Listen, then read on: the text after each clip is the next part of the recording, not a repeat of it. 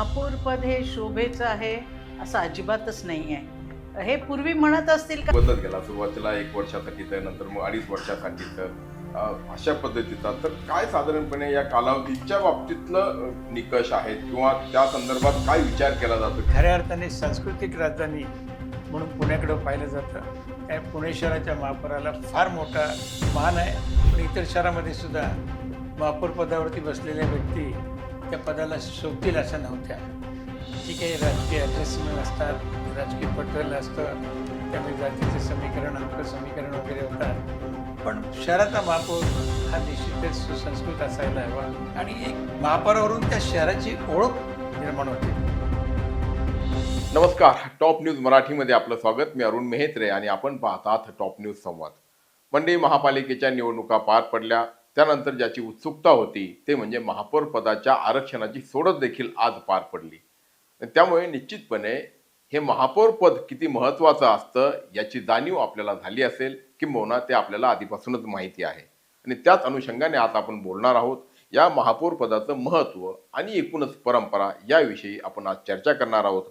माझ्यासोबत आहेत पुण्याचे 2 माजी महापौर राजलक्ष्मीताई भोसले, त्याचप्रमाणे अंकुश अण्णा काकडे, आणि दोघांनाही या प्रथम नागरिक म्हणून म्हणजे शहराचे किंवा या महानगराचे प्रथम नागरिक म्हणून काम केलेलं आहे.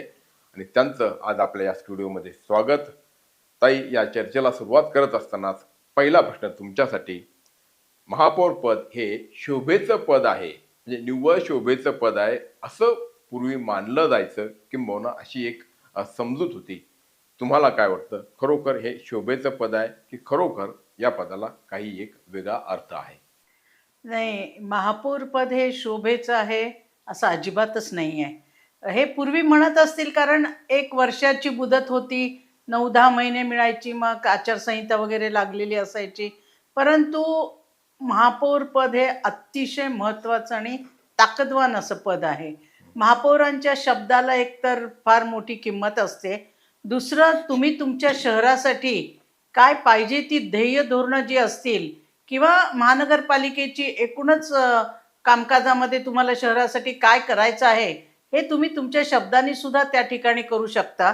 आणि त्या संबंधीचे जे ठराव तुमच्या समोर येतात हाऊसमध्ये, सभागृहामध्ये, तर त्यावेळेला तुम्ही भूमिका घेऊ शकता की माझ्या शहरासाठी काय योग्य आहे आणि काय नाही ते तुम्ही त्या ठिकाणी करू शकतात.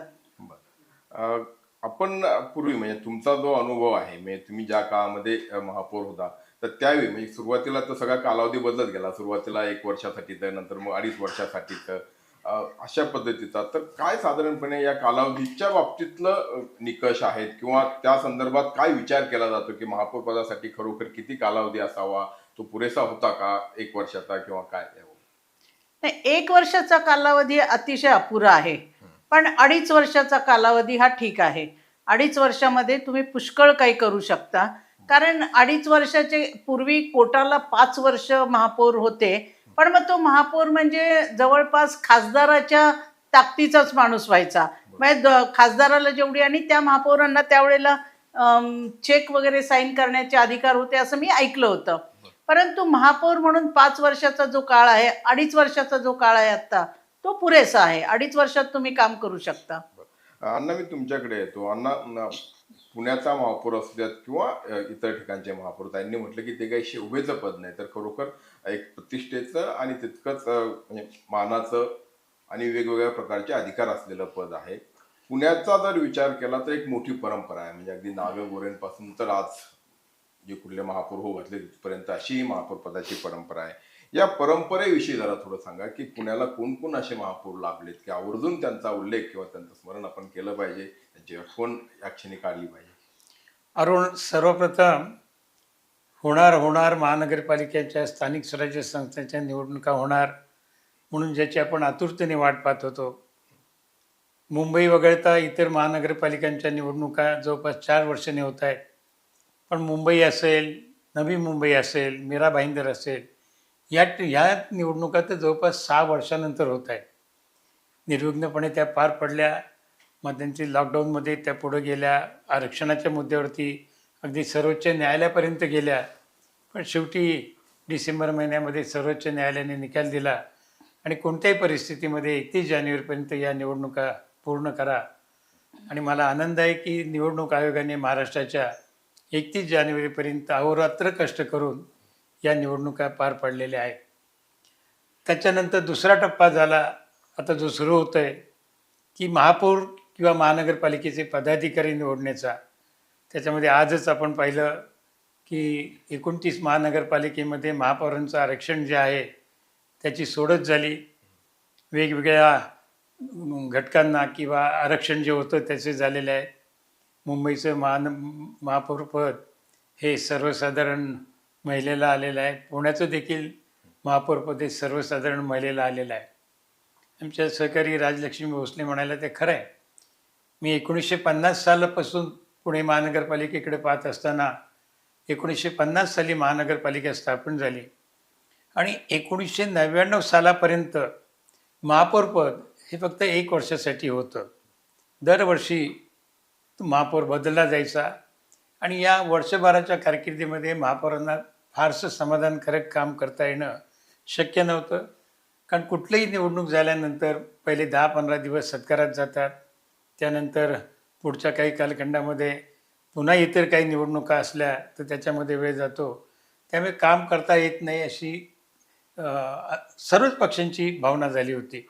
आपल्याला आठवत असेल की मग 5 वर्षाचं मेयर इन काउन्सिल करावं अशा प्रकारची एक विचारधारा आली आणि प्रत्यक्षामध्ये कलकत्त्यामध्ये मात्र मेयर इन काउन्सिल स्थापन केलं गेलं की ज्याच्यामध्ये 5 वर्षाचा महापौर त्या ठिकाणी असेल आणि त्या महापौराला सर्व प्रशासकीय अधिकार देखील दिले होते. तो प्रयत्न महाराष्ट्रामध्ये सुद्धा करावा असं ठरलं आणि मी जर चुकत नसेल तर कदाचित नागपूर महानगरपालिकेमध्ये मेयर इन काउन्सिलचा प्रयोग त्या ठिकाणी केला गेला. पण तो काही फारसा यशस्वी झाला नसल्यामुळे मग पुन्हा ते झालं आणि मग सर्वच पक्षांमध्ये चर्चा होऊन सरकारने निर्णय घेतला की महापौराला काम करण्यासाठी संधी देण्यासाठी 2.5 वर्षाचं महापौरपद द्यावं आणि त्याच्यामध्ये 1999 सालापासून आजपर्यंत महापौरांचा कालावधी हा 2.5 वर्षाचा झालेला आहे. मी इतर शहरांचा फारसा विचार करत नाही, पण पुणे महानगरपालिकेला एक फार मोठी परंपरा आहे. अर्थात ती फक्त महापौरांचीच आहे अशातला भाग नाही, तर महानगरपालिकेचे सभासद देखील हे अतिशय दिग्गज मंडळी होऊन गेलेली आहे. ज्यांच्या पुणे महानगरपालिकेमध्ये पूर्णाकृती पुतळा आहे ते महात्मा फुले देखील या महानगरपालिकेच्या सभागृहामध्ये सभासद होते.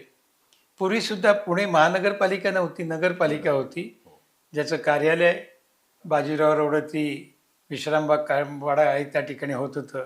शहराचा विस्तार वाढत गेला. विस्तार वाढल्यानंतर मग नवीन इमारत करण्यात आली, ती देखील कमी पडली. आता मोठी इमारत केली आहे.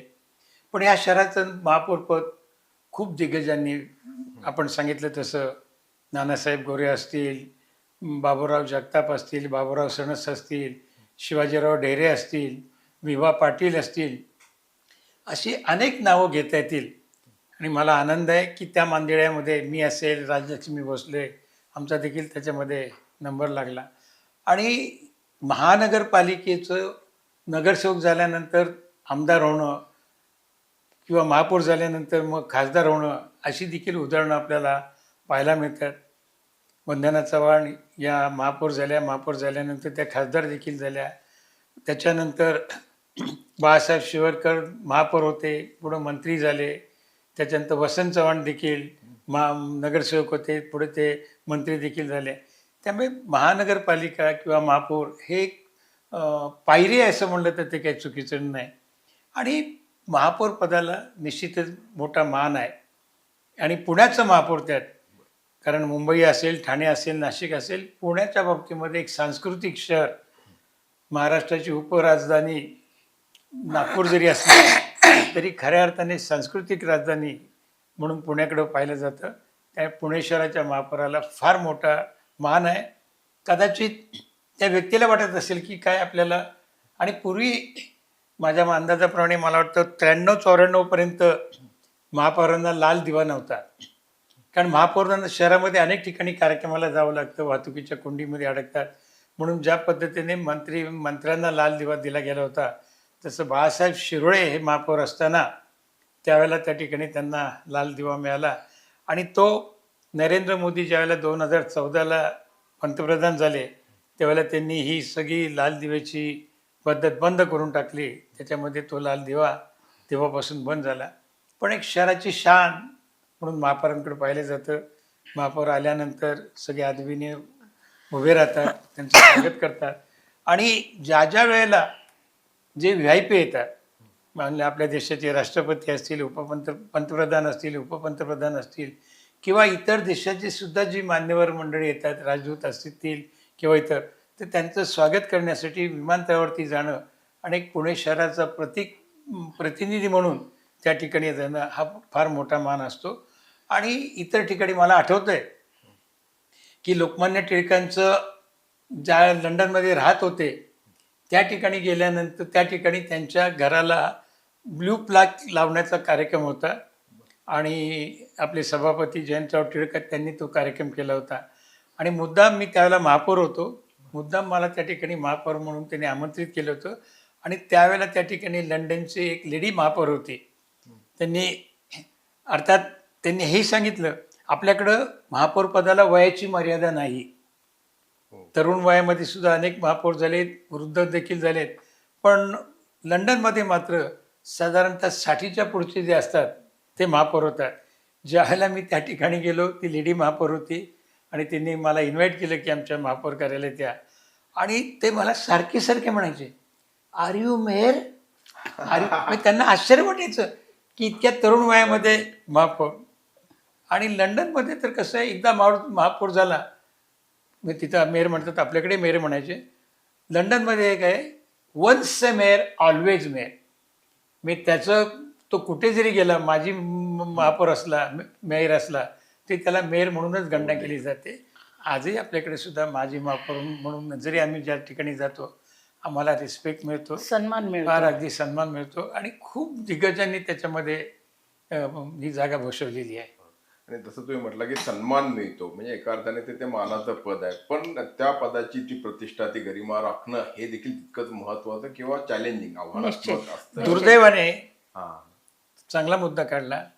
गेल्या काही वर्षामध्ये, म्हणजे मी फक्त पुणे शहराच्याच बाबतीत मध्ये म्हणाल नाही, पण इतर शहरामध्ये सुद्धा महापौर पदावरती बसलेल्या व्यक्ती त्या पदाला शोभतील अशा नव्हत्या. ठीक आहे, राजकीय ॲडजस्टमेंट असतात, राजकीय पटल असतं, त्यामुळे जातीचं समीकरण, अमकं समीकरण वगैरे होतात, पण शहराचा महापौर हा निश्चितच सुसंस्कृत असायला हवा. आणि एक त्यात महापौरावरून त्या शहराची ओळख निर्माण होते की पुण्याचा महापौर कसा आहे, काय आहे, आणि त्याच्यावरून मग लोक त्या शहराची ओळख मनामध्ये ठरवत असतात. त्यामुळे कोणत्याही पक्षाने देत असताना महापौर पदावरती बसवणारी व्यक्ती ही निश्चितच चांगली असावी, सुसंस्कृत असायला पाहिजे आणि शिक्षित पण, सुशिक्षित. म्हणजे मला तोही एक अलीकडच्या तो एक मुद्दा आहे.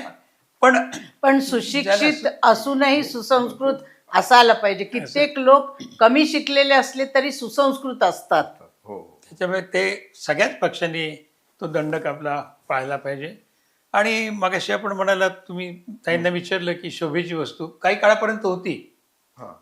काही काळापर्यंत महापौर ही शोभेची वस्तू म्हणण्यापेक्षा त्याला काही फार अधिकार नसायचे.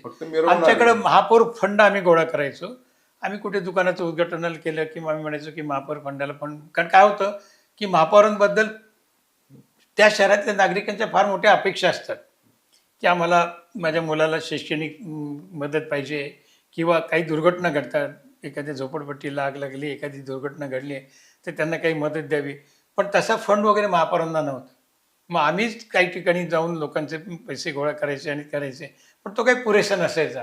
पण गेल्या काही वर्षामध्ये म्हणजे मला सांगायला आनंद वाटेल की चांगली प्रथा पडली की गेल्या वेळेला 2022ला मला निवडणुका झाल्या, महापौरांना 25 कोटी रुपयाचा अतिरिक्त निधी हा त्यांना वाटण्यासाठी अंदाजपत्रकामध्ये तरतूद केली.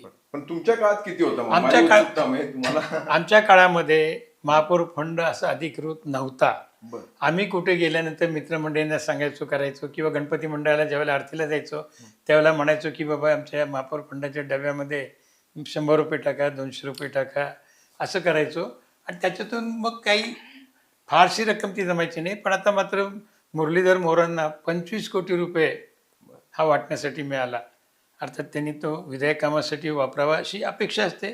त्यांनी कसा वापरला याचं काही त्यांनी नाही ते आता ते म्हणजे ते अर्थात आपल्यालाही माहिती आहे किंवा तुम्ही ते अगदी शंकाच असेल तर माहितीच्या अधिकारामध्ये उपलब्ध होईल नाही त्यांनी ठीक कसा वापरला. आहे. महापौरांबद्दल काही आक्षेप घेणं हा, हे त्याच्यामुळे- एक हा. महापौर म्हणून राहिलेल्या माणसाला ते बरं वाटत नाही आणि मी ते आक्षेप घेणारे फक्त देखील नाही. म्हणजे त्यांचा उल्लेख निघाला म्हणून जसं नाही, तुम्ही आज त्याच्यामुळे- महापौर पदी बसलेली व्यक्ती कुठल्या कुठल्या पदावर जाऊ शकते पुढे जसं ज्यांचं तुम्ही यादी सांगितली त्यात हे एक नाव ऍड झालेलं आहे बघा की पुण्याचे खूप आहे. महापौर केंद्रीय, बाई कडू मंत्री देखील बाई कडू होते केंद्रीय आणि झाले. बाई वैद्य होते महापौर, हो. बाई वैद्य होते. खूप खूप नाव आहे. म्हणजे आता ती यादी जर काढली त्यांच्या मानाने आम्ही दोघंही फार लहान आहोत. लहान आहोत अगदी. पण आम्ही एक केलं. आम्ही त्यांच्या इतकं करू शकलो नसेल पण आम्ही त्यांच्या पावलावर पाऊल ठेवून आमचं महापौर पदाचा कारकिर्दी ही केलेली आहे. आणि मला आनंद आहे की पुणेकर माझ्या या मताला निश्चितच दुजोरा देतील. कारण महापौर हा प्रथम नागरिक असताना तो प्रत्येक नागरिकाशी देखील की नाही, आपला हा म्हणजे खूप संधी असतात तो. म्हणजे मी तुम्हाला सांगते, ज्या वेळेला मनमोहन सिंगजी पंतप्रधान होते त्यावेळेला ही जी पुण्यासारखी जुनी ऐतिहासिक शहर आहेत की जी फार जुनी वसलेली आहेत 800-900 वर्ष पूर्वी, तर त्या शहरांची जी डेव्हलपमेंट करायची वेळ यायची त्यावेळेला तिथे तेवढा पैसा शहरांकडे नसतो, तेवढा टॅक्स जमा होत नाही. त्यावेळेला त्यांनी JNNURM Jawaharlal Nehru urban renewal fund हा निर्माण केला होता. तर तो वाटण्यासाठी त्यावेळेला सगळ्यात जास्त फंड जवळपास 3-3.5 हजार कोटी रुपये पुण्यासाठी आणण्याची मला संधी मिळाली. कारण त्यावेळेला CYG गेम पुण्यात होते म्हणून ती अमाऊंट खूप जास्त झाली. परंतु आणि सर्वात महत्त्वाचं म्हणजे त्यावेळेला जेवढी मोठी अमाऊंट आपल्याकडे आली ना, तर अनेकदा आम्हाला पद्धत अशी आहे की दिल्लीमधले UDचे लोक ते कमिशनर लेवलवरतीच त्यांचं सगळं हे चालतो. कम्युनिकेशन हा कॉरेस्पॉन्डन असेल, चर्चा असेल, मीटिंग्ज असतील. परंतु 2-3 वेळा त्यांनी मला इथे CV घेतलं, म्हणजे आपली ह्याची व्हिडिओ कॉन्फरन्सवरती त्यांनी बोलले. पण एकदा आम्हाला एका वेळेला आम्ही 500 कोटीचा फंड वाढवून मागितला होता की जे बजेट दिलं होतं, इस्टिमेट दिलं होतं त्याच्यापेक्षा वाढवून मागितले. त्यावेळेला त्यांनी महापौरांना पण मिटिंगला बोलवलं होतं. मी माझे सहकारी इतर पक्षनेते वगैरे त्यांनाही घेऊन गेले होते. तर तिथं सगळं झालं, ते आमच्या मीटिंग चांगल्या झाल्या. मग मी त्यांना नंतर विचारलं की तुम्ही महापौरांना बोलवत नाही, ह्या वेळेला कसं बोलवलं, मला उत्सुकता आहे म्हणून मी विचारते. तर ते म्हणाले की आम्ही पाहिलं आत्ता तुम्ही ज्या ज्या मीटिंग्समध्ये आमच्या, तर त्या वेळेला तुम्हाला या सगळ्या गोष्टी माहीत असायच्या. कमिशनर आणि महापौर हातात हात घालून काम करतायत इथे, हे आमच्या लक्षात आलं. त्यामुळे एवढी मोठी अमाऊंट द्यायची होती तर आम्ही या सगळ्या गोष्टी पाहिल्या त्याच्यामध्ये. आणि आम्ही एक पाहिलं की तुम्ही अर्धा-पाऊण तास आमच्याशी बोलत असताना हातात एकही कागद किंवा पेन्सिल घेतली नाही किंवा कमिशनरांची चौकशी केली नाही. तुम्हाला सगळ्या गोष्टी माहिती होत्या. म्हणजे राजकारणी याच्यामध्ये लक्ष घालून काम करतायत महापौर, हे पाहिल्यानंतर आम्हाला जरा ते जास्त बरं वाटलं. आणि आत्ता आपण म्हणजे आता हे याविषयी आपण बोलत होतो राहणार, मला फक्त थोडासा एक मागे घेऊन जायचंय की तो कालावधीचा मुद्दा आपण बोलत होतो. त्याच्यामध्ये आता अलीकडच्या काळामध्ये काही प्रयोग असेही झाले. म्हणजे आता तुम्ही म्हटलं की 2.5 वर्षाचं महापौर पद हे एक योग्य आहे, म्हणजे की त्याला आपण स्वीकारलं पाहिजे. पण काही अगदी 8-8 महिन्यासाठी, 10-10 महिन्यांसाठी असे, आणि त्याचा उल्लेख संगीत खुर्ची, म्हणजे आपल्या पुणे पिंपरी चिंचवड मध्ये देखील असे प्रयोग झालेले आहेत. कोल्हापूरला, पिंपरी चिंचवडला काय होतं त्याच्यामध्ये, आता ही सगळी निवड जी आहे ही राजकीय निवड आहे. प्रत्येक पक्षाला वरती असतं, त्याच्यामुळे मग सर्वांना सामावून घेण्याचा प्रयत्न म्हणून त्याच्यामध्ये पिंपरी चिंचवडला 8-8 महिने केले. अहो कोल्हापूरला तर तारार आणि आघाडी होती, त्यांनी तर 4-4 महिन्याचे महापौर केले. मग ते महापौर पदाची प्रतिष्ठा त्यांनी लयाला घालवली. असं आहे, तुम्ही हे काही खेळ नाही. 4 महिन्याचं महापौर, आवडगटकेचा राजकीय, ते काही शिरायशेट आहे का की 1.5 दिवसाचा हे किंवा 1.5 दिवसाचा गणपती बसवायचा म्हणून बसवला आहे. महापौर पद आहे, जे काही त्याला मुदत आहे त्या मुदतीप्रमाणे केलं पाहिजे. आणि मग अनेक वेळेला काय होतं की मध्यंतरीचा प्रयत्न झाला की 2.5 वर्षाचं जरी असलं तरी त्याच्यामध्ये मग जास्तीत जास्त सामावून घेण्यासाठी मग 5 वर्षाच्या कालावधीमध्ये आपण 4 महापौर करू, वर्ष झाल्यानंतर त्यांनी राजीनामा द्यावा. राजीनामा द्यायला काही काही वेळेला राजीनामे देत नाही. पिंपरी चिंचवडचं उदाहरण द्यायचं झालं तर योगेश बहेल होते. त्यांनी सव्वा वर्ष झाल्यानंतर राजीनामा द्यावा असं आदरणीय पवारसाहेब देखील सांगत होते. त्यांनी राजीनामा दिला नाही. अनेक ठिकाणी असे प्रकार झाले. नगरमध्ये सुद्धा आमचे संग्राम जगताप होते. त्यांनी सुद्धा त्या ठिकाणी राजीनामा दिला नाही. त्यामुळे जी मुदत आहे त्याला जी मुदत दिलेली आहे त्या मुदतीपर्यंत त्यांनी काम करावं हे गृहीत धरलेलं आहे आणि त्याच्यामध्ये काही फार बदल करू नये. त्याच्यामध्ये जर का कोणाचं काही अडचण असेल, शारीरिक अडचण झाली काही किंवा काही झेपत नाही काम वगैरे असं स्वखुशीने झालं तर त्याच्यामध्ये बदल करावा. आधार नाहीतर त्याचा कालावधी त्याला वापरायला दिलाच पाहिजे आपण. म्हणजे खरं तर महापालिकेमध्ये असं म्हटलं जातं की ज्या पक्षाचा महापौर त्या पक्षाची सत्ता अशी महापालिकेमध्ये गृहीत धरलं जातं. ग्रहित नाही, ज्यांची सत्ता असते त्याचं कारण असं आहे की असंही शक्य आहे. म्हणजे इथे काही कुणी तुम्ही सत्ता स्थापनेसाठी हा तुमचा सगळ्यात मोठा पक्ष आहे, तुमचे सर्वाधिक निवडून आले म्हणून तुम्ही सत्ता स्थापन करावी असं कोणी बोलवत नाही. लक्षात घ्या, विधानसभेमध्ये किंवा लोकसभेमध्ये जे घडतं तसं होत नाही. इथे असं आहे की एक जरी व्यक्ती एका पक्षाची निवडून आली तिने जर ठरवलं की मला महापौर पदाची निवडणूक लढवायची तर ती लढवू शकते. हा फरक आहे बघा. त्याचं काय लढवणं नाही, वेगळं. नाही, नाही. त्याचं कसं आहे, शेवटी बहुमताचं गणित आहे. हा त्या गणितावरती होतं. सभागृहामध्ये ज्याचं बहुमत तर तो तो त्याचा महापौर. महापौर. तो महापौर. आता तुम्हाला पुण्यातले 2 उदाहरणं सांगतो. नातू पवार म्हणून नागरिक संघटनेचे ज्येष्ठ नगरसेवक होते. ते एका वर्षामध्ये एकदा उपमहापौर झाले आणि दुसऱ्या वेळेला विरोधी पक्षनेता झाले. आणि विरोधी पक्षनेत्याच्या बाबतीमध्ये काटेकोर नियम नाहीत. पण आता नवीन सरकारने कायद्यामध्ये बदल केल्यानंतर जो विरोधी पक्षामध्ये महापौराच्या विरोधामधले जे घटक पक्ष असेल त्याच्यातला जास्त असेल त्याचा तो विरोधी पक्ष नेता. नाही तर पूर्वी महापौर पदाला तुम्ही आणि पण मी बरोबर आहोत, पण माझा पक्ष वेगळा आहे, तुमचा पक्ष वेगळा आहे. तुम्ही महापौर झालात, मी तुम्हाला मदत केली म्हणून तुम्हीच मला परत विरोधी पक्ष नेता म्हणून निवडायचं. अशा घटना काही घडल्या. ते चुकीच्या प्रथा महानगरपालिकेमध्ये पाडल्या आपल्या गेल्या. पुण्यात पण त्यांच्या वेळी मला वाटतं ते दत्ता सागरे यांनी महापौरांना मतदान केलेलं, महापौरांच्या आघाडीमध्ये तो, आणि त्याला तो दुसऱ्या पक्षामध्ये आहे म्हणून त्याला विरोधी पक्ष नेता पद केलं. हे चुकीच्या गोष्टी की स्थानिक स्वराज्य नवनाथ संस्थेमध्ये कांबळे घडतात, पण ते करावं. अशीच एक सिंगल एक्झॅक्टली. म्हणून मी म्हटलं की ते ही थोडीशी इथली पद्धत आहे पण चुकीचं आहे ते. पण आता काही इलाज नाही. पण ते पण आता कायद्याने बरेच बदल केलेत. पण एक बरं झालं की मी याचं सगळे श्रेय राजीव गांधींना देईल. त्यांनी 74 अमेंडमेंट घटनेच्या 74 मध्ये जी घटना दुरुस्ती केली. नाही तर पूर्वी काय व्हायचं, पक्षाचं निर्बंध नसायचं, कोणी कुठेही जायचं. त्याच्यामुळे त्याला 74 घटना दुरुस्तीमुळे तुम्हाला त्या ठिकाणी एकदा निवडून आल्यानंतर तुम्ही कोणत्या पक्षाशी संलग्न आहात हे विभागीय आयुक्तांकडं त्यांच्याकडे तुम्हाला त्याची नोंदणी करावी लागते. आणि त्या नोंदणीप्रमाणे ज्या पक्षाशी तुम्ही संलग्न आहात त्या पक्षाच्या आदेशाप्रमाणे करावं लागतं. त्याच्यातून जर का तुम्ही पक्षाचा आदेश डावलला किंवा त्या पक्षाचा राजीनामा दिला वगैरे तर तुमचं पद कायद्याने त्या ठिकाणी रद्द होतं. त्यामुळे घोडेबाजार म्हणा किंवा इकडून तिकडं उड्या मारणं, तिकडून इकडं उड्या मारणं, हे जे प्रकार आहेत हे स्थानिक स्वराज्य संस्थेमध्ये बऱ्यापैकी कमी झाले. 100% कमी झाले असा माझा दावा नाही, पण बऱ्यापैकी कमी झाले. आणि त्याचं श्रेय ओनली राजीव गांधी यांना दिलं पाहिजे. पक्षाशी संबंधित असतात तुम्ही महापौर जे कुठल्या ना कुठल्या पक्षाकडून सभासद म्हणून निवडून आलेले असतात आणि ते महापौर होतात.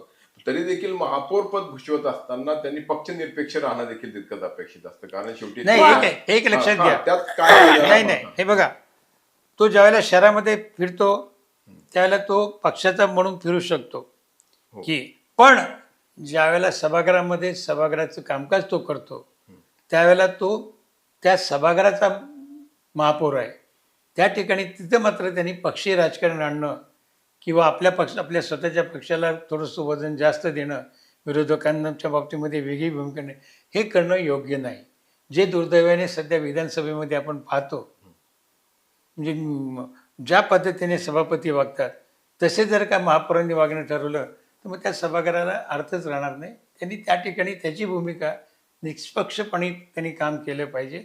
सगळ्यांना समान न्याय देण्याचा प्रयत्न केला पाहिजे आणि सगळ्यांना बरोबर घेऊन जाण्याचा प्रयत्न केला. नाही, सभागृहाच्या बाहेर देखील म्हणजे कधी शासकीय एखादा कार्यक्रम असेल, आपण जसं म्हणतो की पंतप्रधान हा त्या देशाचा पंतप्रधान असतो, एखादा जर समारंभ पुण्यामध्ये होतोय किंवा अमुक ठिकाणी होतोय आणि त्यावेळी मग अर्थातच महापौर हे प्रमुख पाहुण्यांपैकी एक असतात, अशा वेळी देखील हा तुमचा पक्ष म्हणजे विरोधी जो आहे तो अनेकदा बाजूला अनेकदा ठेवावा लागतो. महापौरांना ही शहराचा महापौर म्हणूनच भूमिका घ्यावी लागते आणि ते योग्य आहे. नाही, आणि एक लक्षात घ्या, हे सगळे प्रकार गेल्या 10, 12, 15 वर्षामधले आहेत. मी एका पक्षाला दोष देत नाही. ठीक आहे, इथं भाजप असेल, पिंपरी चिंचवडला राष्ट्रवादी असेल, सोलापूरला काँग्रेस असेल, नागपूरला आणखीन कोणी पक्ष असेल, पण सगळ्याच पक्षामध्ये त्या ठिकाणी असलेले महापौर गेल्या 10-12 वर्षामध्ये हे पक्षाच्या चौकटीच्या बाहेर येऊन कामच करत नाही. हे दुर्दैव आहे. स्थानिक स्वराज्य संस्थेमध्ये पक्षापेक्षा तुमच्या स्थानिक स्वराज्य संस्थेला महत्त्व दिलं पाहिजे. त्याच्यापासून सगळेच पक्ष थोडे दूर जात आहेत. हे दुर्दैव आहे. आता आपण सभागृहाचा उल्लेख केला, त्याविषयी बोलत होतो. मला थोडंसं त्याविषयी म्हणजे तुम्ही दोघेही ते पद भूषवलेले आहेत. सभागृह चालवणं हे देखील तेवढंच आव्हानात्मक किंवा चॅलेंजिंग आहे. मला विशेष करून ताई तुमच्याकडे की कसा तो अनुभव होता हो, आणि कारण आपल्या स्वतःच्या भावभावनांवरती कंट्रोल ठेवून, नियंत्रण ठेवून इतरांच्या भावभावनांचा आदर ठेवायचा. नाही, तुम्हाला सांगू का, मी भावभावनांचा आपल्या आणि इतरांच्या वेगळ्या अशा सभागृहात नसतात. बरं. सभागृह एकदा चालू झालं ना की त्या सभागृहाच्या भावना निर्माण होतात. त्यावेळेला काही विरोधी असतात, काही अपोजिट सुद्धा असू शकतात. परंतु मी तुम्हाला सांगू का, मी प्रचंड एन्जॉय केलं, अतिशय मी एन्जॉय केलं. आणि मला त्यावेळेला असं माझा पक्ष आणि एखाद दुसरा विषय येतो कधीतरी की ज्याच्यामध्ये आपल्याला थोडंसं वेगळी समोरच्यांची भूमिका असते, दुसऱ्या पक्षाची, आणि आपली मतदान वगैरे होतं, तो विषय ठीक आहे तिथपर्यंत. परंतु एरवी तुम्ही एवढ्या लोकांच्या भागातल्या विषयावरती चर्चा, तुम्हाला संपूर्ण शहराचे प्रॉब्लेम समजतात, संपूर्ण समोरचा काम करणारा नगरसेवक समजतो, त्याची तळमळ समजते, त्याचे हेतू समजतात, आणि ह्या सगळ्याला कंट्रोल करायचं ही एक अतिशय म्हणजे काय कलात्मक अशी गोष्ट आहे. आणि त्याच्यातनं आजपर्यंत मला सांगायला अतिशय अभिमान वाटतो, आजपर्यंत माझा एकही दुश्मन तयार झाला नाही. किंबहुना ज्यांना माझ्याबद्दल गैरसमज होते त्याही लोकांना माझ्याबद्दल खूप चांगलं मत झालं, आणि माझी नंतर अनेक लोकांशी आजपर्यंत कायमस्वरूपी दोस्ती निर्माण झाली त्या याच्यामधनं. कारण तुम्हाला तिथे जे नगरसेवक असतात त्यांना त्यांच्या भागातल्या नागरिकांचे प्रश्न सोडवायचे असतात, त्यांच्या पुढे अडचणी खूप असतात. त्यावेळेला तुम्ही त्यांना मदत करू शकता. सभागृहामध्ये तुम्ही आदेश देऊ शकता कमिशनरला आणि इतर अधिकाऱ्यांना. तुम्ही इतरांच्या जर काही अडचणी असतील, इतरांवर काही अन्याय होत असेल किंवा एखाद्या भागावर अन्याय होत असेल, तर तो अन्याय दूर तुमच्या शब्दांनी तुम्ही अधिकाऱ्यांना तिथे ऑर्डर करू शकता आणि तो अन्याय तुम्ही दूर करू शकता. आणि इतर नगरसेवकांना सुद्धा, कुठल्याही पक्षाचे असू दे, त्यांच्या कामकाजामध्ये मदत तुम्ही करू शकता. सभागृह खूप चॅलेंजिंग पण आहे, पण खूप इंटरेस्टिंग आहे. पण त्यासाठी खूप मॅच्युरिटी नाही, लागते. एक- एक मला फक्त की कधी कधी आम्हीच ते बातम्या देतो की सभागृहामध्ये गदारोळ झाला, गोंधळ झाला, राडा झाला, असे शब्द किंवा संघर्षाची परिस्थिती उद्भवते, काय तो राजदंड पळवला, अगदी हातापायी होते. म्हणजे भोसले काही म्हणतायत ते त्यांचा काळ झाला, पण 2002 पूर्वी महानगरपालिकेच्या सभागृहामध्ये खरं म्हटलं तर महानगरपालिकेचं सभागृह हे शहराच्या विकासावरती चर्चा करण्याचं किंवा ज्या ठिकाणी कुठला महानगरपालिकेच्या एखाद्या खात्याचा गलतान कारभार असेल तर त्याला त्या ठिकाणी जाब विचारण्याचं सभागृह. परंतु 2002 पूर्वी सभागृहामध्ये आणि अनेक सभागृहांमध्ये म्हणजे मी देखील त्याला साक्षीदार आहे की युनोमध्ये काय घडलं तर त्याची चर्चा पुणे महानगरपालिकेच्या सभागृहात, नागपूरला काही घटना घडली तर त्याची चर्चा पुणे महानगरपालिकेच्या सभागृहामध्ये होणार. आणखी काही कुठं उत्तर प्रदेशमध्ये एखादी काही दुर्घटना घडली किंवा काही झालं तर या महानगरपालिकेच्या शिवाजी महाराज सभागृहामध्ये, ज्याचा अर्थार्थी काही संबंध नाही. आणि दुर्दैवाने सगळेच पक्ष त्याच्यामध्ये मग अटीतटी अगदी टोकाच्या भूमिकेला येतात, टीका टिप्पणी करतात, सभागृह त्या ठिकाणी बंद पाडतात. पण 2002 नंतर मात्र महानगरपालिकेच्या समजदार काही नगरसेवकांनी एकत्र होऊन निर्णय केला की ह्या सभागृहामध्ये तहकुबी ही आपल्या शहराच्या संदर्भामध्ये काही असेल तर त्या बाबतीमध्ये तहकुबी घ्यायची. इतर इतर इतर शहरामध्ये काय झाले, राज्यामध्ये काय झाले, देशामध्ये काय झाले, जगामध्ये काय झाले, याचा चर्चा करण्याचे सभागृह नाही. हे ठरवल्यामुळे मग पुढच्या महापौरांना ते कामकाज करणं सोपं झालं. पण आमच्या वेळेला तर काही काही वेळेला तर इतक्या हाणामाऱ्या व्हायच्या आणि विशेषतः महापौर पदाच्या निवडणुकीच्या वेळेला इतक्या हाणामाऱ्या झालेल्या आहेत. आम्हाला देखील त्या सभागृहामध्ये असून महापौर असताना सुद्धा आम्हाला काही काही वेळेला आमची मान शर्मिनी खाली जायची. पण शेवटी राजकारण आहे, त्या ठिकाणी सत्ता संपादन करण्यासाठी, निवडून येण्यासाठी गोष्टी घडतात. पण आता त्या बऱ्यापैकी कमी झाल्या. आणि त्याच्यात दुसरी गोष्ट महत्त्वाची झाली की पूर्वी गुप्त मतदान पद्धतीने महापौर निवडला जायचा आणि त्याच्यामध्ये सुद्धा घोडे बाजार व्हायचे, आर्थिक व्यवहार देखील व्हायचे. आणि एक ते तुम्हाला सांगतो की आमचे एक सभासद होते, ते एका उपसमितीच्या ह्याला निवडणुकीला उभे राहिले. 9 जणांची समिती होती, ते स्वतः होते. खरं म्हटलं तर त्यांच्याकडं 5 मतं होती, मग ते निवडून येतील अशी होती. पण तरी त्यांना 4च मतं पडली. आणि त्यांनी जे उमेदवार उभे राहिले होते त्यांनी स्वतःचं मत दुसऱ्या उमेदवाराला दिलं आणि त्याच्यामध्ये काही आर्थिक देवाणघेवाण केली. म्हणजे अशा घटना घडल्या. मतपत्रिकेवरती मतदान व्हायचं, मग त्या मतपत्रिकेच्या फुल्या कशा करायच्या, काय कशा करायच्या. तुम्हाला आठवत नसेल, 1985 झालेली निवडणूक दत्ता एकबोटे विरुद्ध बाळासाहेब राऊत अशी निवडणूक होती. आणि पूर्वी महानगरपालिकेमध्ये मी म्हणालो आर्थिक प्रकार झाल्यामुळे मग अरुण म्हेत्रेला चं मत कोणाकडे जाते, मला घ्यायचं असेल तर मग फुल्या मारताना त्यांनी त्या चौकोनामध्ये कुठं फुली मारायची, कशा प्रकारची फुली मारायची, तिचे असं डिझाईन तयार केले सगळ्यांना त्या ठिकाणी सांगितलं जायचं.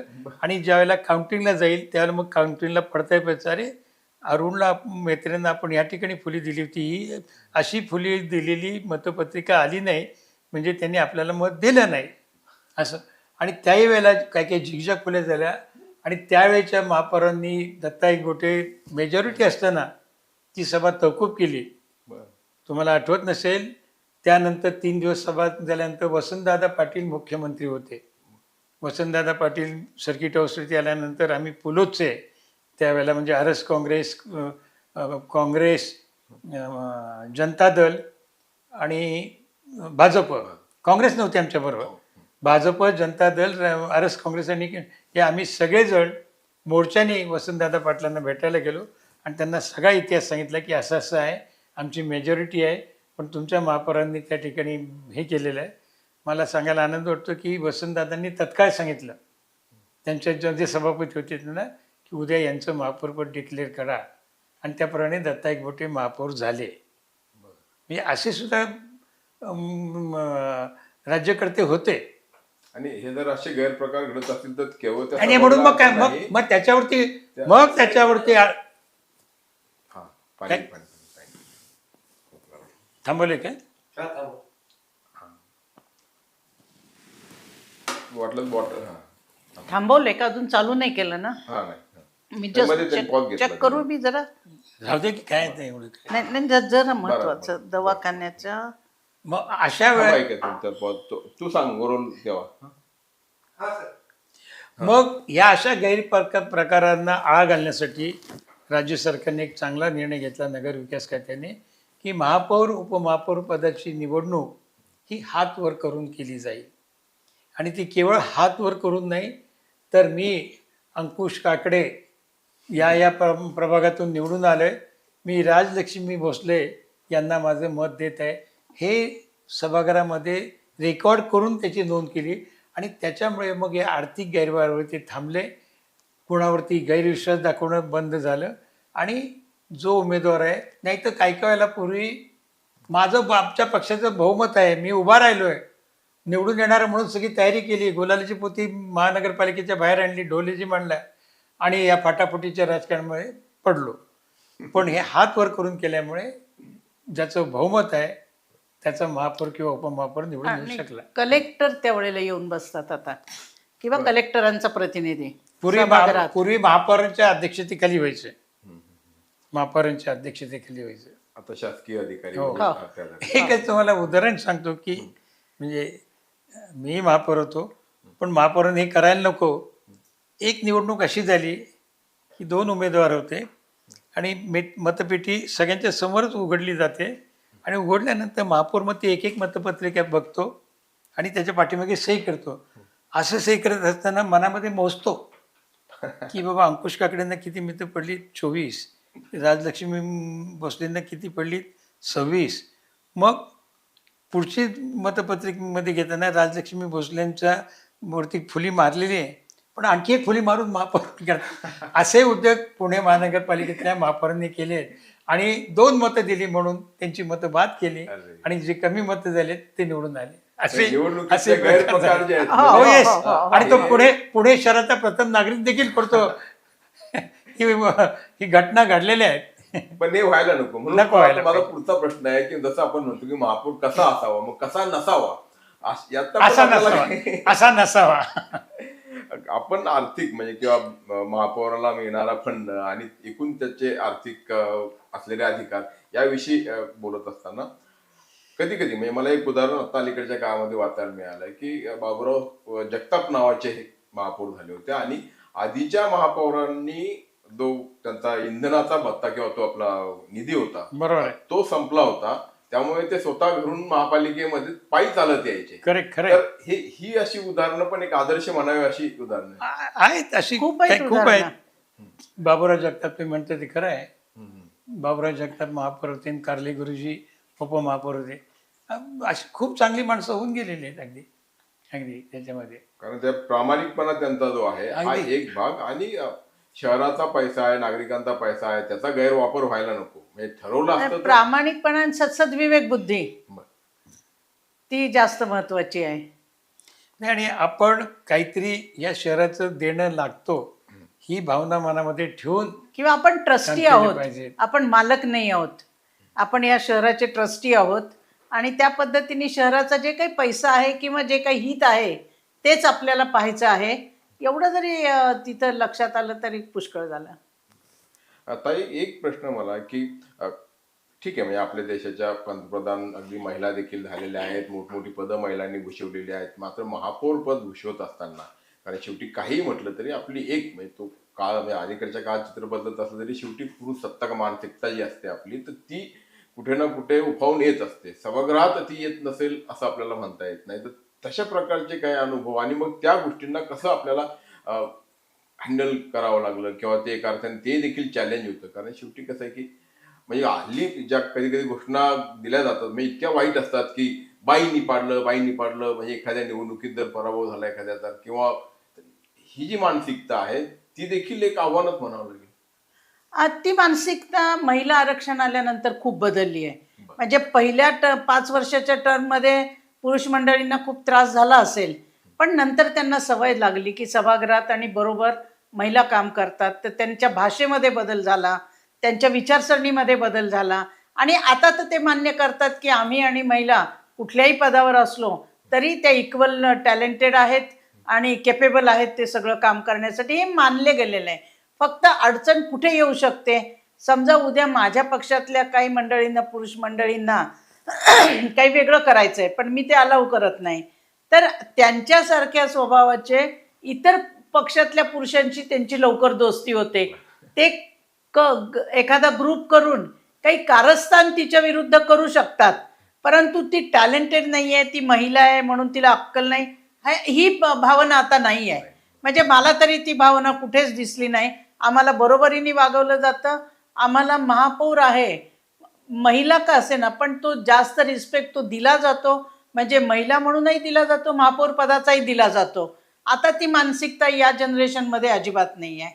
आणि आता तर बघितलं आरक्षणामुळे आता म्हणजे पुण्यात आणि विशेषतः पवार साहेबांच्या पक्षामध्ये, पवार साहेबांच्या नेतृत्वाखाली काम केल्यानंतर तर हा खूप चांगला अनुभव आहे. साहेबांच्या बरोबर काम करताना कुणाची हिंमत पण नाही महिलांना दुय्यम दर्जा देणं किंवा ती महिला आहे म्हणून अशा पद्धतीने वागवणं, असं नाही होत. नाही, पण कसं असतं की सभागृहामध्ये वेगवेगळ्या पार्श्वभूमीचे वेगवेगळ्या विचारांचे लोक आलेले असतात आणि कधी कधी त्यांचं वर्तन पण खूप आक्षेपार्ह असतं. बघा नाही, वर्तन असतं आक्षेपार्ह, तो ज्याचा त्याचा वैयक्तिक ब्रिंगिंग अपचा प्रश्न असतो.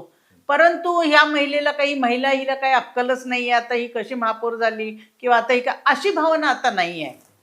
आणि आता तर सभागृहाचं पूर्ण चित्र बदललंय बघा, म्हणजे आरक्षणामुळे. आणि आपण पुण्यात जरी विचार केला तर 165 पैकी म्हणजे निम्म्या तर महिला आहेत, त्याही पेक्षा अधिक, म्हणजे आता किती 100च्या वरती महिला या सभागृहामध्ये असणार आहेत. त्यामुळे हे सगळं एका अर्थाने महिला राज याच्यामध्ये सुरू झालेलं आहे.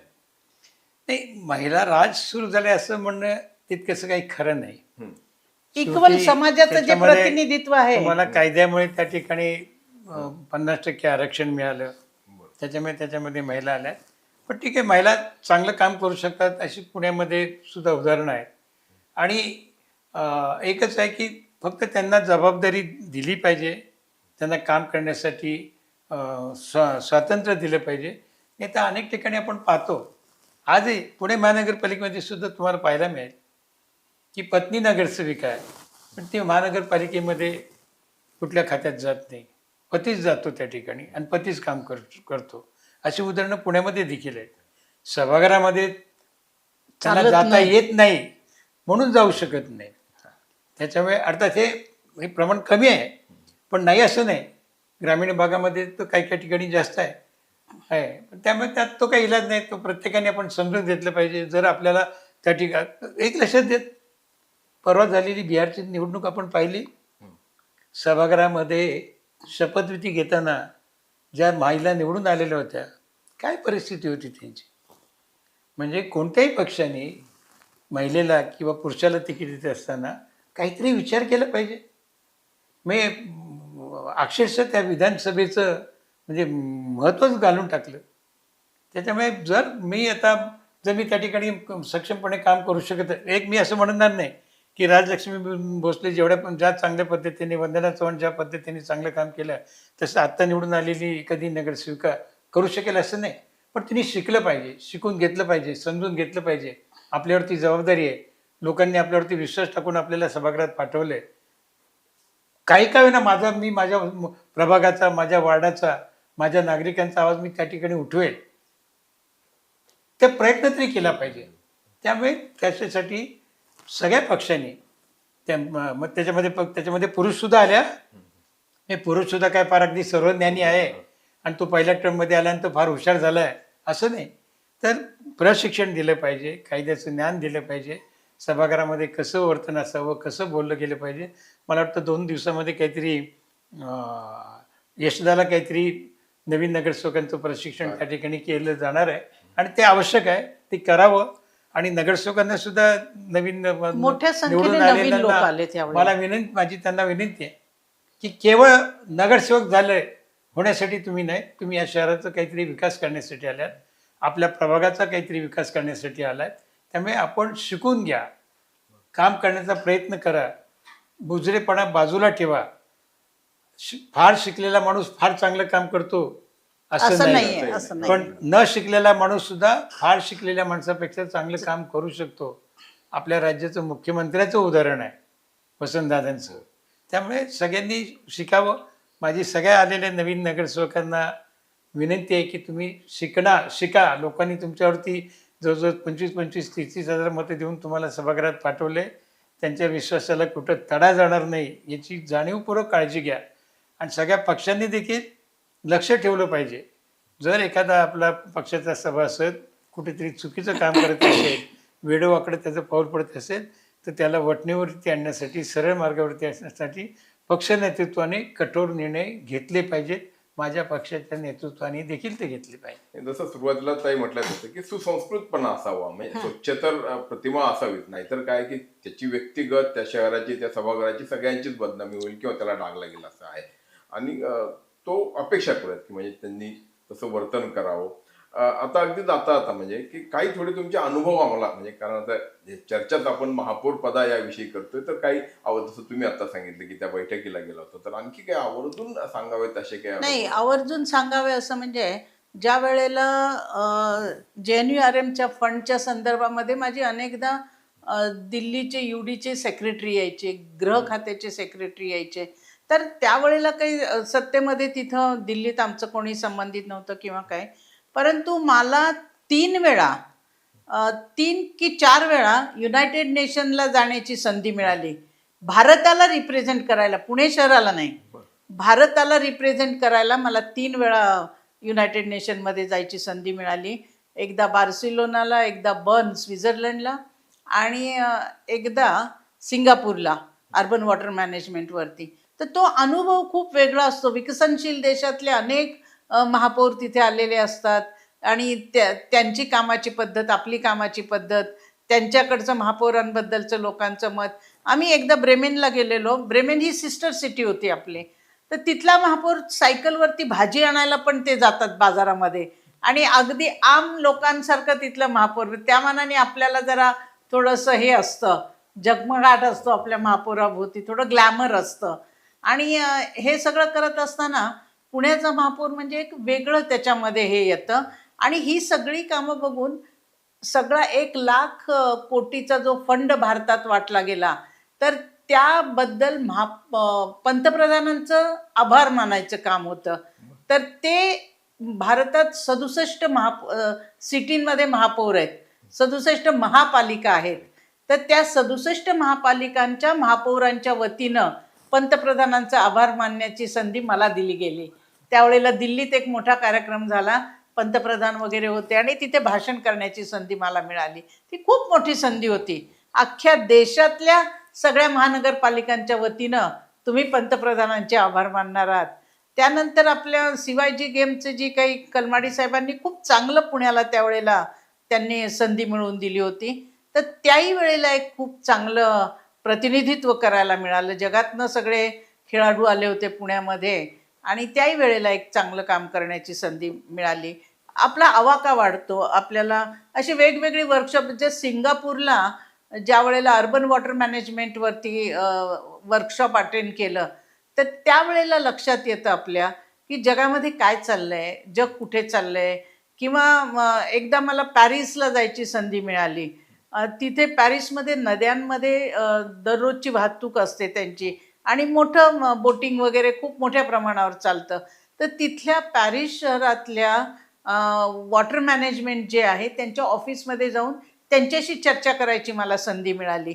तर त्यावेळेला त्यांच्या शहरामध्ये ज्या नद्यांमधनं ही बोटींची वाहतूक होते, त्या नदीचं पाणी इतकं शुद्ध असतं की त्यांच्याकडे एक लॅब आहे आणि रोज ते पाणी त्या लॅबमध्ये जातं.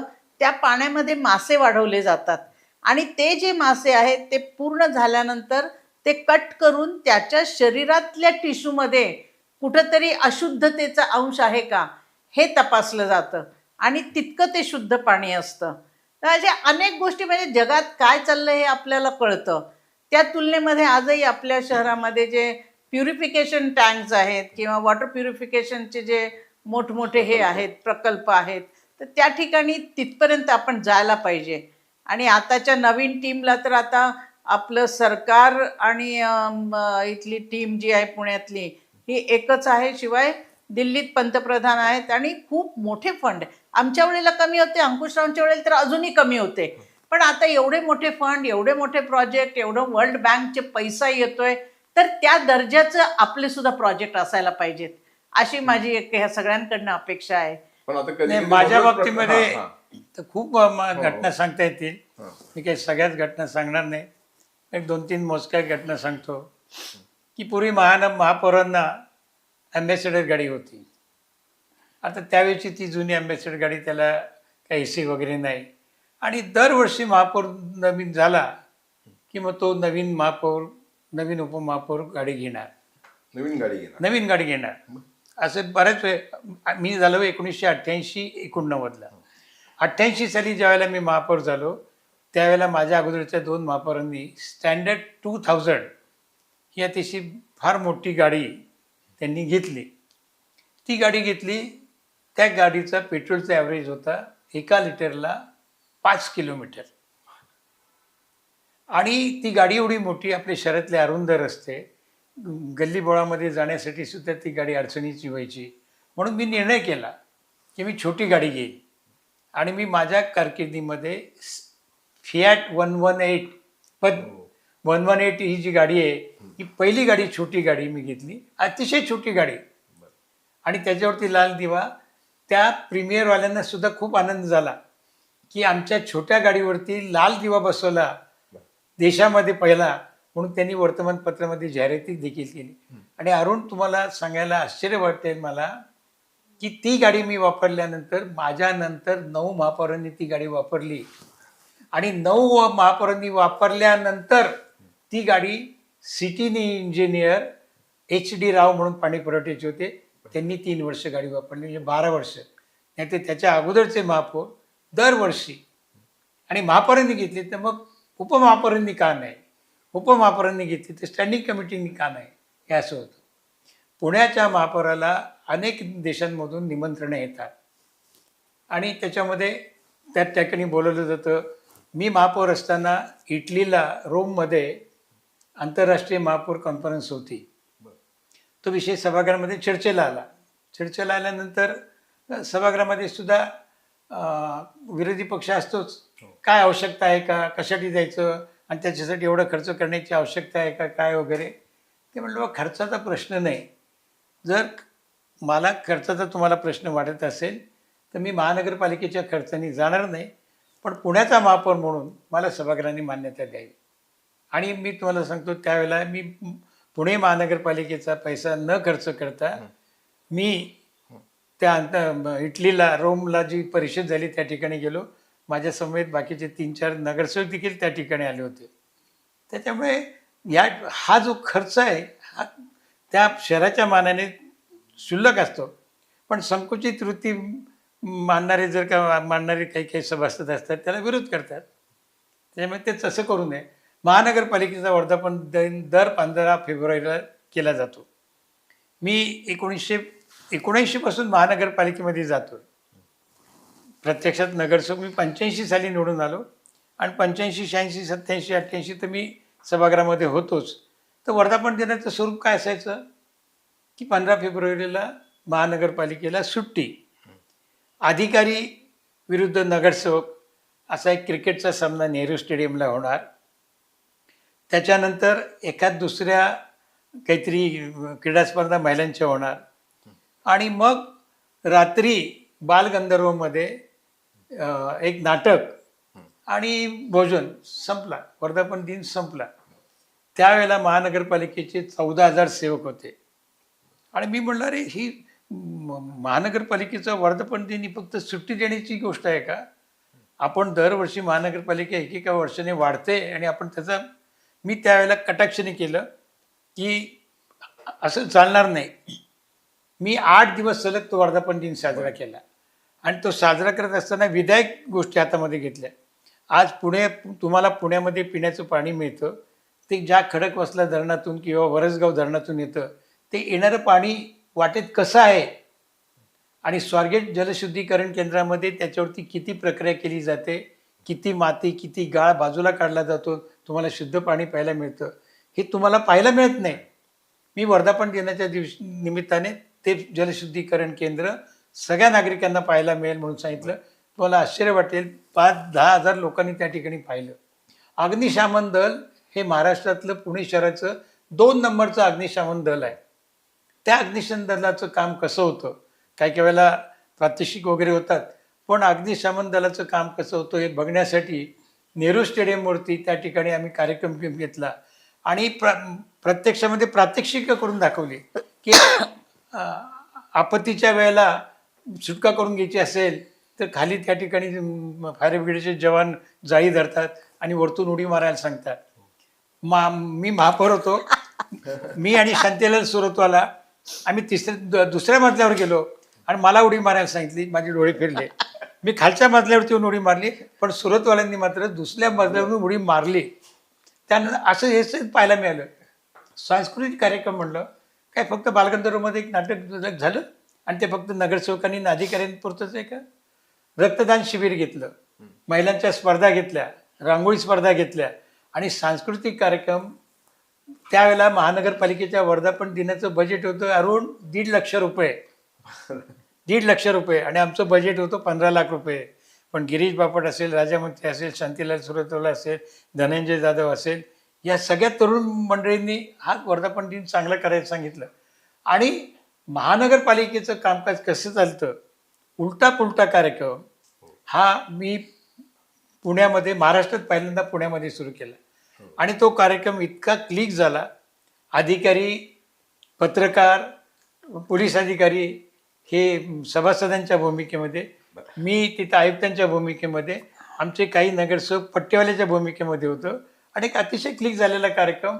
आम्हाला तो सभागृह छोटं आहे, त्या ठिकाणी 150-200 लोक बसू शकतात. आम्हाला पटांगणामध्ये क्लोज सर्किट TV लावावे लागले आणि विशेष म्हणजे दूरदर्शनने ते दाखवलं.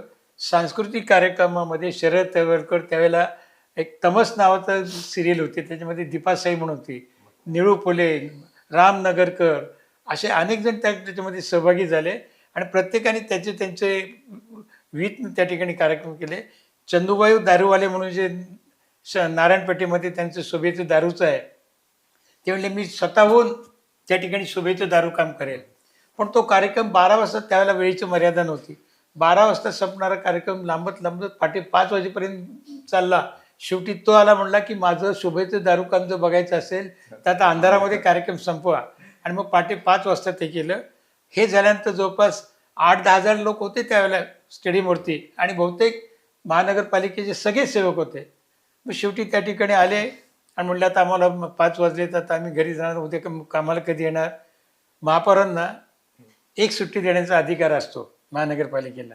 मी महापालिका आयुक्त होते त्यावेळेचे विनय मोहनलाल, त्यांच्याशी चर्चा केली, आपल्याला देता येईल का सुट्टी? ते म्हणले देता येईल. म्हणजे सुट्टीसुद्धा आम्ही दुसऱ्या दिवशी दिली. त्यामुळे अशा खूप घटना चांगल्या आता काही वेळेला, अनेक वेळेला दुर्घटना झालेल्या आहेत. त्या दुर्घटनामध्ये सुद्धा, आणि विशेष म्हणजे गणपती मिरवणुकीच्या बाबतीमध्ये महापौरांची भूमिका फार महत्त्वाची असते. सगळ्या मंडळांना बरोबर घेऊन जाणं, पोलीस, गणपती मंडळ, मिरवणूक यांचं सगळं नियोजन करणं, हे महापौर आणि महापौरावर किंमत देतात. म्हणजे एखाद्या त्या ठिकाणी घटना घडली, पोलीस आणि त्यांची जर का वादावादी होत असेल आणि त्या ठिकाणी जर महापौरांनी येऊन सांगितलं किंवा शांत करा, ते करतात. मला ज्याच्या बाबतीत, गणपतीच्या बाबतीत एक अतिशय महत्त्वाचं सांगायचं आहे. मी मेयर असताना स्वाईन फ्लू आलं होतं आणि त्या वर्षी गणपती उत्सव पुण्यात करायचा नाही अशी भूमिका घेण्याची वेळ आली. तर त्या मीटिंगमध्ये अगदी सुरुवातीला अनेक मंडळाच्या लोकांनी त्याच्या विरोधात अगदी प्रक्षोभक भाषणं केली. पण मी स्पष्टपणे सांगितलं, हा लाखो लोकांच्या जीवनाशी संबंधित आहे आणि 1 वर्ष आपण हजारो वर्ष करत आलोय आणि करणार आहोत. 1 वर्ष आपण हे नाही केलं तर निश्चित चालण्यासारखं आहे. कारण त्याच्यामध्ये बाहेरगावावरनं लोक येणार, लोक थुंकणार, या शहरात पुन्हा स्वाईन फ्लू वाढणार. आणि माझी अशी विनंती आहे, आणि गंमत म्हणजे माझ्या नंतर मंडई मंडळ असेल, दगडूशेठ मंडळ असेल, वर्तमानपत्राचे तुमचे संपादक लोक असतील, या सगळ्यांनी ती भूमिका घेतली. कदाचित त्यांची आधीपासूनच असेल. आणि मग सगळ्या लोकांनी ते मान्य केलं आणि त्या वर्षी स्वाईन फ्लूच्या निमित्तानं पुण्यामध्ये गणपती बसले पण महोत्सव झाला नाही. मग ते खूप अवघड असतं. गणेश मंडळांच्या विरोधात किंवा त्यांच्या उत्सवाच्या विरोधात काही करणं हे फार महत्त्वाचं असतं आणि सगळ्यांनी साथ दिली.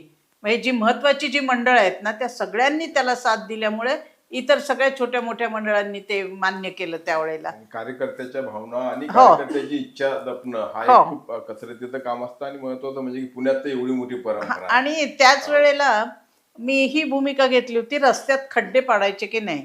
आम्ही भूमिका घेतली की ते लगेच बुजवली पण गेले पाहिजे, तर योग्य तितकेच खड्डे पडले पाहिजेत वगैरे. त्याच्या अगेन्स्ट काही हे झालं, परंतु ती भूमिका नंतर मान्य होऊन त्याला बराच हे बसला की मग काही ठिकाणी अर्धा रस्ता चालू ठेवायचा, ते संपूर्ण रस्ते बंद करायचे, अर्धा चालू ठेवायचा. ते झाल्यानंतर त्यांच्याकडनं खड्डे बुजवण्याचे पैसे कॉर्पोरेशन घ्यायला लागलं, मग इमिजिएट खड्डे बुजवून द्यायला लागले.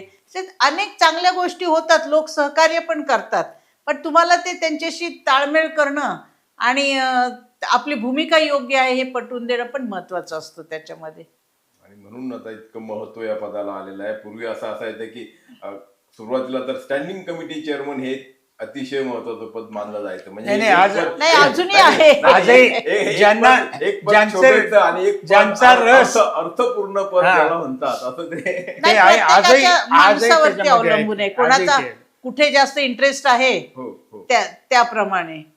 त्यामुळे कधी कधी समजा जर 2 ऑप्शन ठेवले गेले काही लोकांसमोर की तुम्हाला काय व्हायचंय, महापौर व्हायचंय की स्टँडिंग, तर असेही काही लोक आहेत मी जे महापौर पद मी 17 वर्ष महानगरपालिकेमध्ये होतो.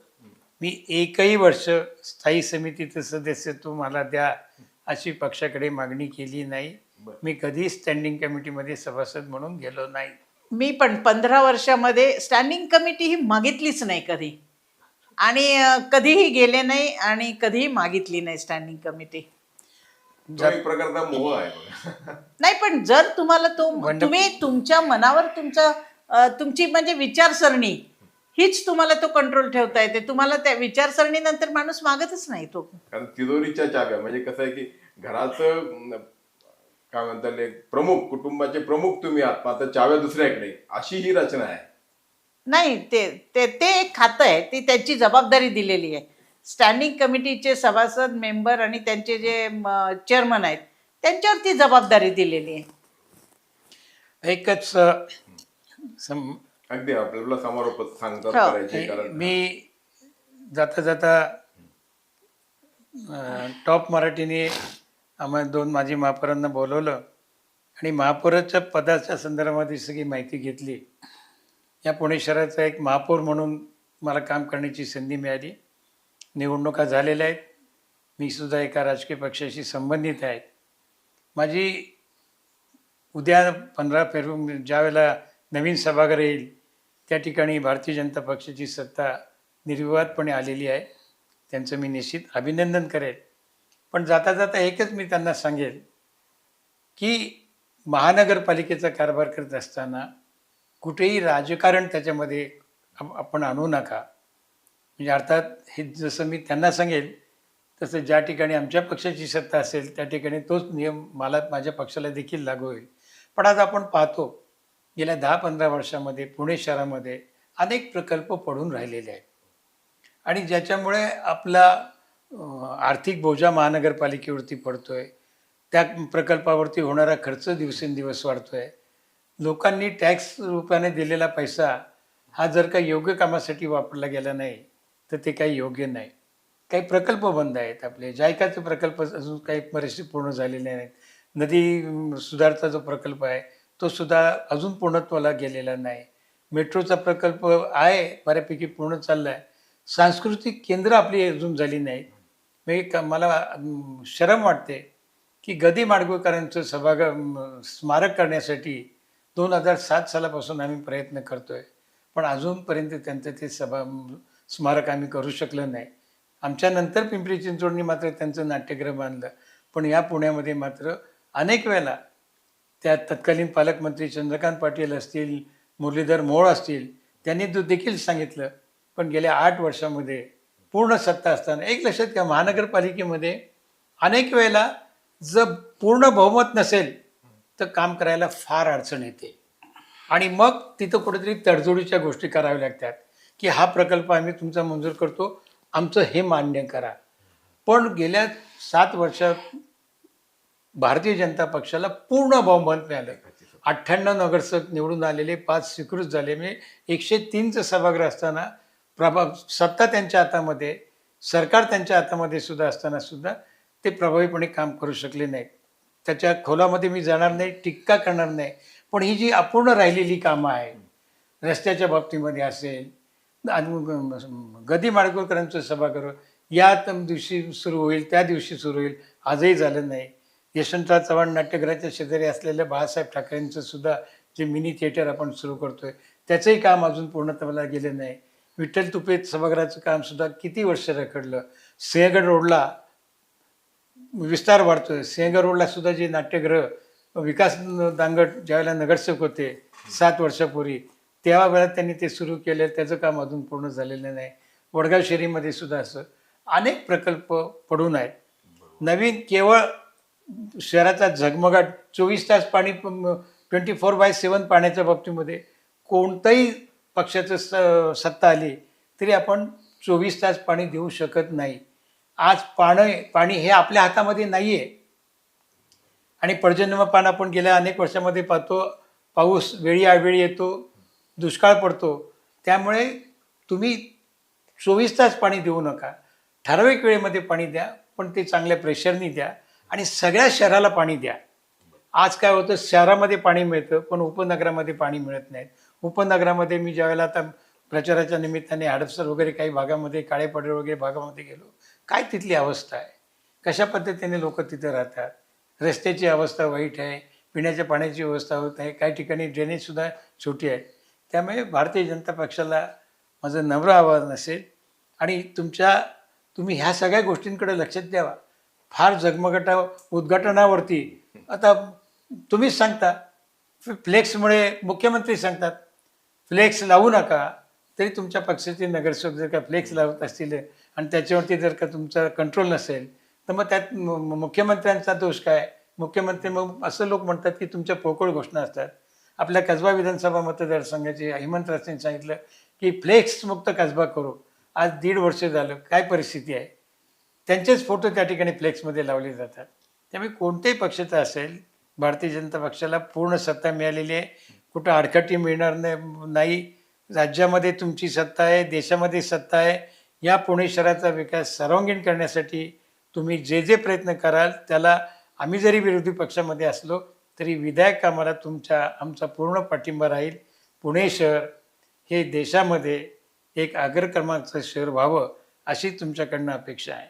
निश्चितपणे एक सुज्ञ पुणेकर म्हणून या सगळ्या गोष्टींमध्ये सहभागी आपल्याला व्हायला लागेल. आणि जसं तुम्ही म्हटलं की राजकारण बाजूला ठेवून, राजकारणाच्या वेळी राजकारण करायला लागतं, ते बाजूला ठेवून शहराचे प्रश्न, इथल्या नागरिकांचे प्रश्न ते सोडवण्यासाठी, म्हणजे केवळ ते जाहीरनाम्यावर असावेत असं नाही तर प्रत्यक्षात उतरावेत, ही अपेक्षा काही गैर नाही. आणि महत्वाचं म्हणजे की पुणे शहर हे एक सांस्कृतिक शहर आहे, शैक्षणिक शहर आहे, सामाजिक पुण्याकडे वेगळ्या दृष्टीने पाहिलं जातं. आणि त्यामुळे ही जी काही प्रतिमा आहे ती आपल्याला कायम ठेवायची आहे. आपण प्रतिनिधी म्हणून इथे आला. खरं तर अनेक चांगले महापौर या शहराला लाभले आणि पुढच्या काळात देखील असेच महापौर लाभतील अशी अपेक्षा बाळगूयात. आपण आमच्या स्टुडिओमध्ये आलात आणि या कार्यक्रमामध्ये सहभागी झालात त्याबद्दल मनपूर्वक धन्यवाद. धन्यवाद. धन्यवाद.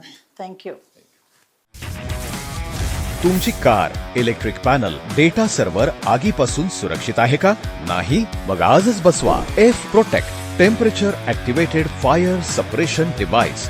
यामध्ये आहे eco friendly non toxic pressurised liquid, जे आग लागल्यास क्षणार्धात ऍक्टिव्हेट होऊन आगीवरती मिळवते नियंत्रण. बसवण्यास अतिशय सोपे आणि सुटसुटीत.